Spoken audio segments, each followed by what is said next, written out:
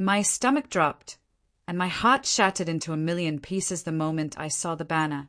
I'd spent $5,000, 5,000, on the perfect birthday party for my daughter, Mia, only for my sister and mom to steal it. But what they didn't know was that silence can be the most dangerous weapon, and by morning, their entire world would explode. Let me take you back to why this even mattered.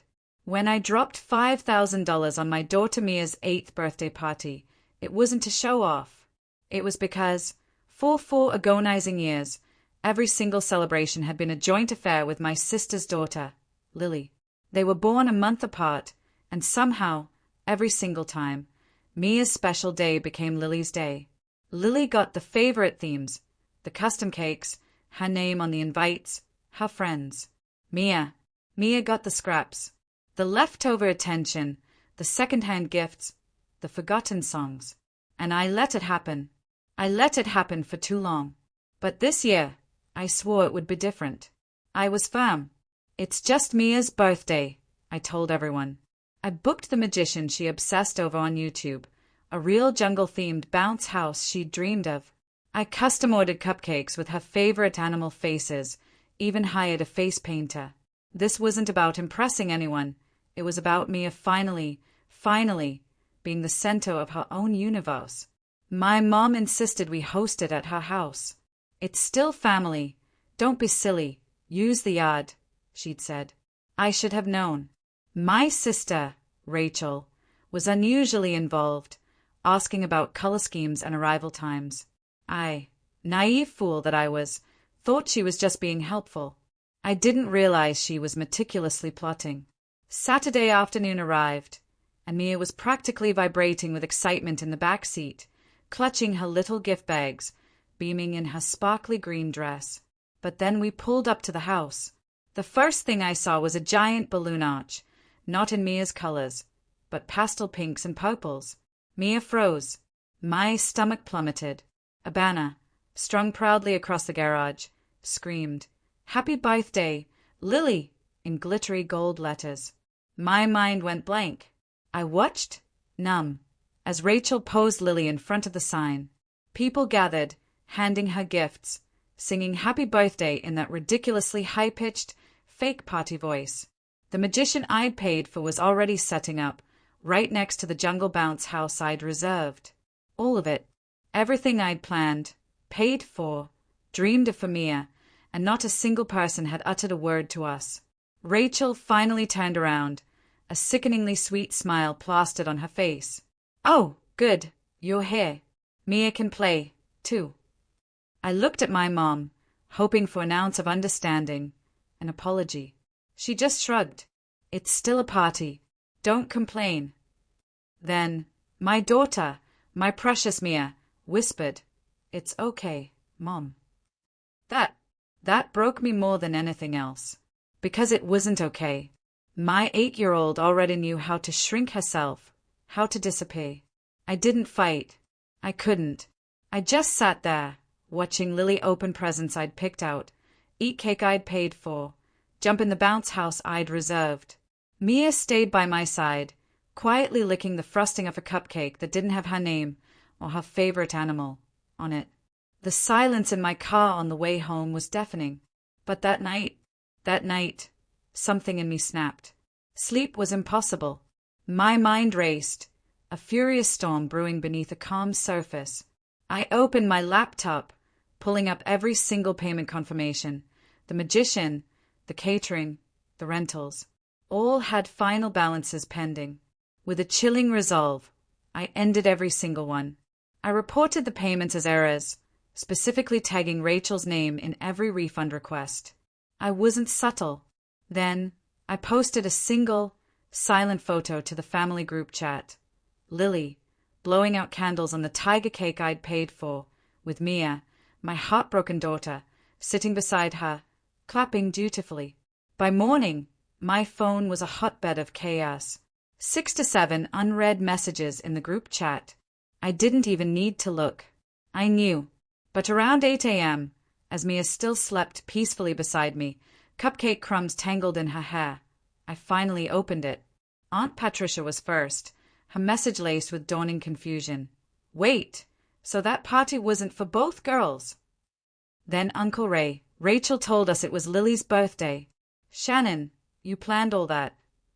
My mom, predictably, chimed in, trying to smooth it over. Let's not turn this into drama. It was a beautiful party. The kids were happy.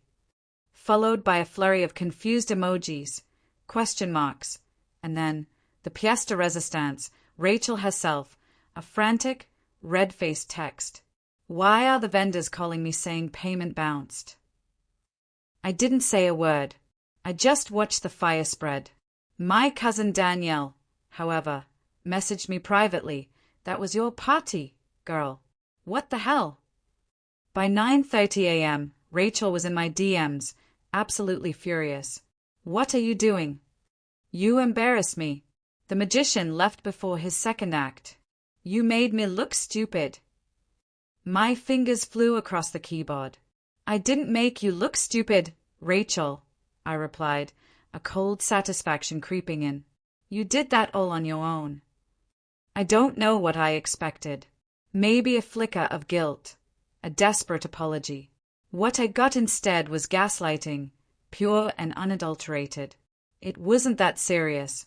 The kids were together. It was a good memory. I just thought Lily deserved something, too. My blood boiled. I did speak to you privately, I shot back. Every year. I asked for one party for Mia. I paid for this one, and you took it. Then, I dropped the MIC, a screenshot of every single invoice, timestamps, deposit notes, even her name where I tagged her for vendor pickups. Proof. Undeniable proof. Then, I left the group chat. 10 minutes later, my mom called. I ignored it. Rachel called. Ignored. I was done. Done being the peacekeeper in a family where peace meant swallowing disrespect with a forced smile. That afternoon, a few family members cautiously emerged. My cousin Jason Venmo'd me money with a simple, powerful caption. For Mia, hope she gets her real party someday. Others texted quietly, saying they had no idea and now felt awful. But the real show was Rachel's damage control. She tried to spin it on Facebook, had a beautiful surprise party for Lily yesterday. So much love from the family. Thank you to everyone who helped. She even tagged me. I didn't respond publicly. I just reported her post for harassment and unfriended her. By evening, the vendors were confirming cancellations. The magician, a true legend, posted a vague but very pointed message on his business page. Reminder, don't stiff your vendors, and maybe credit the right person when you hijack a kid's birthday. No names, but everyone in our town knew. Then, Rachel's husband, Evan, texted me. She went too far. I didn't know she'd taken over like that. I'm sorry. I didn't answer. He'd been complicit for years. Later that night, Mia, my sweet girl, asked softly if we could have a do-over party. I promised her we'd figure something out, just us. But in my mind, I was already planning something bigger. Not just a party, a complete reset. Before I dive into how the entire family group chat exploded, if you're finding yourself hooked by this story of betrayal and revenge, please do me a favor and hit that subscribe button. You won't want to miss what happens next. Trust me, it gets wilder. By Monday, the group chat was a graveyard, a ghost town. No new messages, no apologies, just absolute silence. I knew what that meant. They were coordinating behind my back, forming a new strategy. I'd seen it countless times before, after my mom's birthday, when I'd accidentally sat in the wrong seat and received a 47-message lecture on family hierarchy the next day. They always waited for the drama to cool. Then they'd strike. But I wasn't going to wait. I scrolled back through 2 years of messages with Rachel. I had screenshots of her telling me Mia's party could be a side table thing, next to Lily's. One where she'd said, Mia's friends are mostly from school, right? They can just come to Lily's party, same difference. I even had a voice memo from last year, her laugh echoing as she said, Shannon's too passive to ever make a fuss. We'll just combine again. I never responded at the time, just saved them. Part of me hated myself for letting it pile up. But now, it was a weapon. I sent it all, every screenshot, every voice note, to Aunt Patricia and Danielle, 2 women in the family who, despite their own drama, had exactly what I needed: loud mouths and zero filters. 20 minutes later, Danielle dropped a bombshell on her Facebook. "Sometimes the real villains are wearing birthday hats." Her caption read, "Here's the truth about this weekend. #justice for MIA. 10 photos of Mia, sitting alone at the party meant for her. Screenshots. Quotes. My receipts. She didn't even ask me. She just did it. And honestly, good." By noon, Rachel's Facebook was obliterated with comments. "Wait, so you hijacked the whole party? How can you post like it was your idea when your sister paid for all of it? This is gross. Poor Mia." Rachel tried to play the victim. "There's a lot more to this story than what's being shared." Someone shot back, "Then tell it. We're listening." She didn't. Meanwhile, my mom texted me this gem. "You made this public." Really? We don't do that in this family. My reply was swift, cold. Exactly. This family doesn't. But I'm done being in this family. Then I sent her a photo of Mia, sitting at our kitchen table, a small cake in front of her. It read, "For my real birthday girl." She was smiling. "Just us." That night, Rachel called. I picked up. "This is getting out of hand," she began, her voice tight with panic. "You made it public," I countered, my voice steady, the second you turned my daughter's name into an afterthought. There was a pause. "What do you want from me?" she finally asked, defeated. "Nothing," I said. "I've already taken what I needed." And I had. While everyone was scrambling to put out the social media fire, I'd quietly transferred the refund from the bounce house vendor to my own account. I canceled the magician's pending payment. He even messaged me personally, saying he was happy to waive the second half as a small protest against party thieves.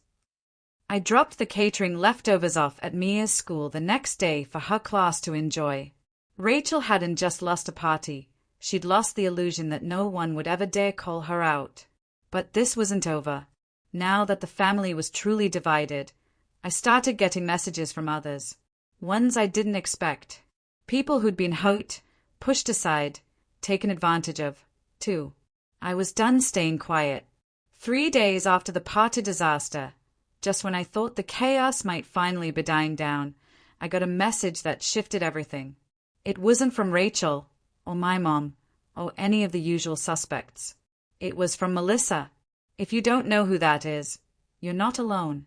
She's technically my cousin, but she'd never been part of the inner circle. Quiet at gatherings, always late, always leaving early, rarely posting online.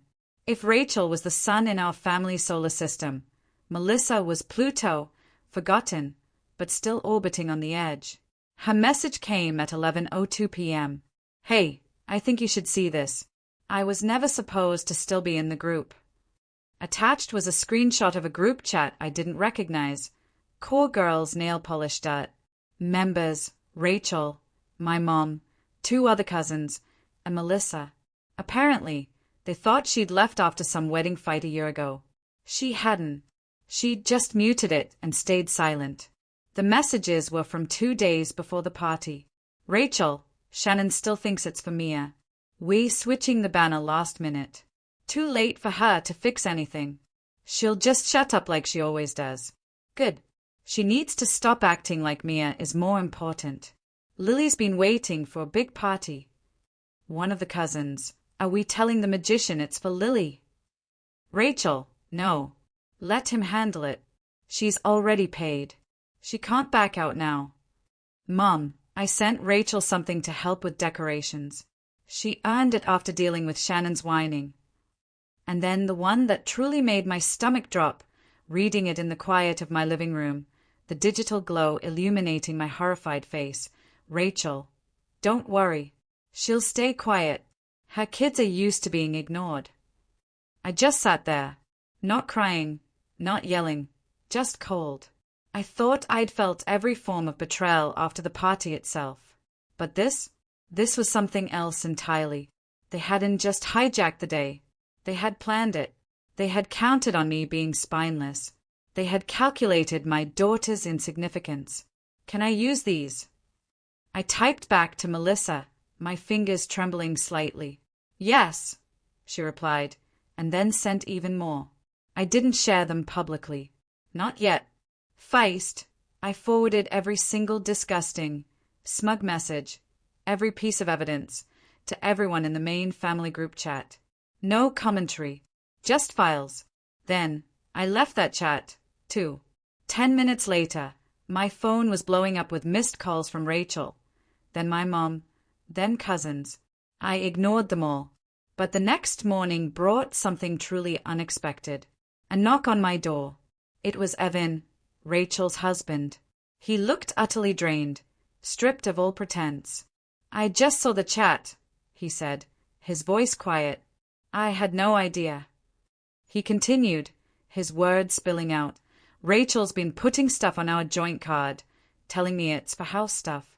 Turns out 900 WENTTODCORATIONS FAVORS ACAKEPICKUP HEPULLEDAFOLDEDPIECEOFPAPERFROMHISPOCKET SHEVENVENMODYOURMOMATHANKYOUBONUS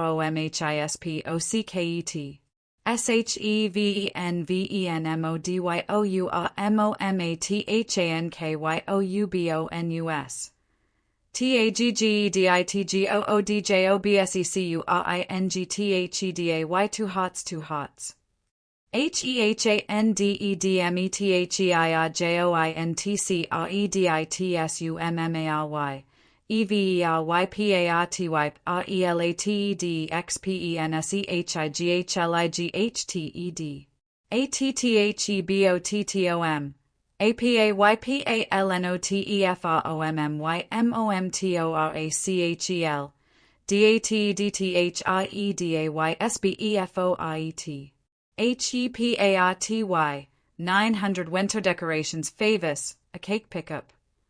Hepulidaffolded piece of paper from Ispicket, Sheven Venmo Diamomathancubanus. Tagadit good job securing today 2 hearts. He handed me their joint credit summary, ever party, related dexpense highlighted, at the bottom, a PayPal note from a mum to Rachel, dated 3 days before the party, $250. Glad you took care of it. Mia is not even a party kid. Then he said something that truly caught me off guard, something that finally confirmed the seismic shift happening around me. I'm done. I moved out. She doesn't know yet. I left the login to our joint accounts in your mailbox. Do whatever you want with it. He turned and walked away, leaving me standing there, a strange mix of shock and power. I checked the mailbox. He wasn't bluffing. Passwords. A full printout. I didn't even know what I'd do with it yet. I just knew it was power. The same day, Melissa went nuclear. I didn't ask her to, but I wasn't going to stop her. She posted on Facebook, in case anyone's still confused about the party last weekend, here's the truth. Because no child deserves to have their birthday stolen, and no mother deserves to be humiliated by her own family. She attached the full chat log, the PayPal notes, side-by-sides of the banner, and even Rachel's own RSVP she'd sent to her friends, which explicitly said Lily's big day. The post exploded. Friends, neighbors, parents from Mia's school, even people I hadn't spoken to in years messaged me, that made me sick to read. Your daughter deserves better, and so do you. But the best part arrived later that night. Danielle messaged me a screenshot from the Call Girls group. One last message Rachel sent, before she finally realized Melissa was still lurking. If Shannon wants war, fine. Let's see how she handles it when we stop inviting her to things. And right after that, Melissa's final, devastating MIC drop. You never invited her to anything that mattered. You just needed her to pay the bill. Good luck finding your next fool. Then she left the chat. I thought the fallout would be slow and awkward, drawn-out unraveling, like it always was in our family. things we usually swept under rugs, and everyone pretended not to notice the growing pile. But not this time. 2 days after Melissa's post, Rachel's perfect image started to crumble. And not just online. People started backing out of Lily's upcoming dance recital party. A mom from the dance studio group chat messaged me directly, "Hey, I didn't realize that party was part of the same mess from last weekend. We won't be attending. Hope Mia is okay." Another wrote, "If you ever throw her another party, let us know. My daughter loved her." Rachel's Facebook profile looked like a ransacked showroom. Most of her recent posts, the birthday pictures, the beautiful family weekend recaps, were gone. Just a curated wall of silence, as if nothing had happened. But it wasn't just the internet. That weekend, our cousin Brianna had her baby's shower. I didn't go. Obviously, I hadn't even been invited. I figured Rachel would be there, playing Queen Bee. Except she wasn't. Danielle texted me from the shower, "You're not going to believe this. Rachel got uninvited." Brianna didn't want drama, and Melissa gave her the full story. She added, "First time ever Rachel got left out of something this big. Your mom still went, though. Sat in the corner the whole time. No one talked to her." That was the part that truly hit hardest. My mom, for all her silence, all her unwavering loyalty to Rachel, she never imagined she'd lose the approval of the rest of the family. She always played both sides, convinced she could control the narrative. But this time, there was nothing left to control. Everything was out in the open. Then came the twist I never, ever saw coming. My older brother, Alex, called me. We rarely talked. He lives in another state, travels for work, always stayed out of family politics, existing in the background with the luxury of detachment. He'd never really taken a side before. He asked me to tell him everything, from the very beginning. I did. He was silent for most of it. Then he said, "I believe you, and I think it's time you stopped being the one left out." He didn't stop there. He offered to host Mia's real birthday party at his place, a house with a huge yard, a pool, and, this is what really got me, a friend who owned a food truck and agreed to cater as a favor. No shed party, no Rachel, no fake decorations, just Mia, her friends, and the people who chose to show up for her. We planned it quietly, just a few weeks out. A summer redo. A make-it-right kind of day. Of course, Rachel found out, maybe from a cousin who still followed Alex, and she messaged me again. "So now you're turning Alex against me, too?" "Pretty much. This obsession with being the victim is exhausting. You'll be the one alone in the end, not me." I didn't reply, but she was wrong. For the first time in my life, I wasn't the one alone. The people who mattered were showing up for me, and for Mia, and the ones who weren't, I didn't miss them anymore. We didn't call it a birthday party. Mia had technically turned 8 weeks ago. We called it her day, and that's exactly what it was. Alex and his wife went all out, asking for nothing in return. Mia picked the theme, space and sloths, her 2 current obsessions. They made it happen. Sloth balloons wearing astronaut helmets. The food truck had grilled cheese variations named after planets, like the Jupiter melt. Mia told everyone it was 10 times better than anything at the last party. She wasn't wrong. There were only about 20 people, her classmates, 2 of my co-workers with kids her age, Alex's neighbors, Melissa, Danielle, people who genuinely wanted to be there. No banners were switched. No names were replaced. No one clapped for the wrong kid. At one point, I stepped away from the joyful noise, pretending to get water, but really, I just needed a second to watch her. Mia was running across the grass, chasing bubbles, laughing so hard she dropped her plate. A neighbor's dog licked frosting off her leg, and she just kept laughing. No whispers, no worried glances to check if she was allowed to be happy. Just pure, unadulterated joy. And that's when I knew I wasn't going back.